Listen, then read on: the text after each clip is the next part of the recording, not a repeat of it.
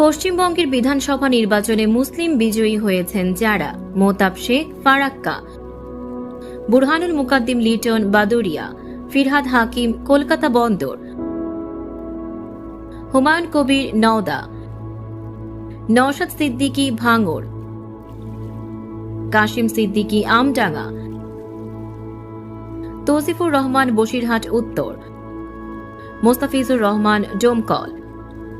রিয়াদ হোসেন সরকার ভগবান গোলা, আলিফা আহমেদ কালীগঞ্জ, বাহারুল ইসলাম ক্যানিং পূর্ব, মিনহাজুল আরফিন আজাদ চাকুলিয়া, জেবের শেখ চাপড়া, হামিদুর রহমান চোপড়া, আনিসুর রহমান বিদেশ দেগঙ্গা, মোস্তাফিজুর রহমান সুমন ভরতপুর,